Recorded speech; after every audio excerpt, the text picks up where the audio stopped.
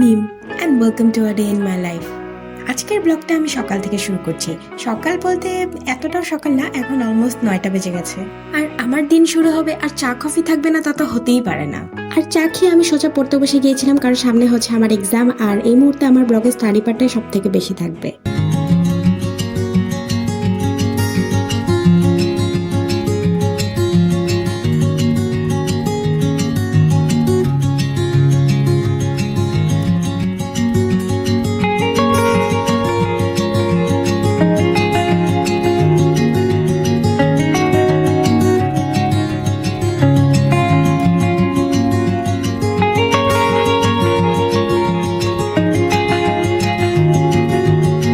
পড়াশোনার ফাঁকে আমি কিচেন থেকে একটু উকি দিয়ে আসছি আম্মু কি করতেছে তা দেখার জন্য।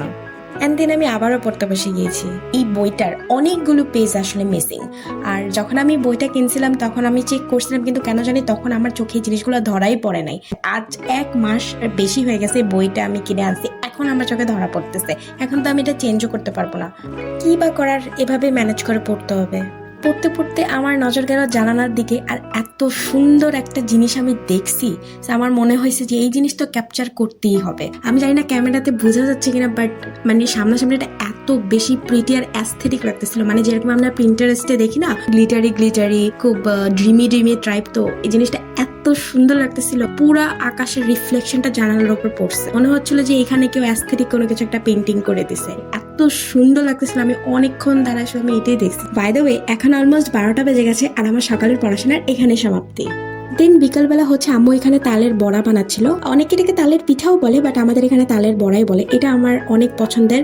আম্মু একদিক দিয়ে বানাচ্ছিল আর একদিক দিয়ে হচ্ছে আমি টপ করে সব খাচ্ছিলাম। মানে আমার এত মজা লাগে। তবে এটা গরম গরম খাওয়ার থেকে একদিন রেখে বাসি করে পরের দিন খেলে এটা আরো বেশি মজা লাগে। কিন্তু আমি তো গরম গরমই খাচ্ছিলাম, আর আমার কাছে এটা খুবই ভালো লাগে। অ্যান্ড দেন আমি সন্ধ্যাবেলা আবারও পড়তে বসে গিয়েছি। অ্যাজ আই মেনশন বিফোর যে আমার সামনে এক্সাম, সো এখন আমার সারাদিনের রুটিনই হচ্ছে খাওয়া দাওয়া, ঘুম আর পড়াশোনা করা।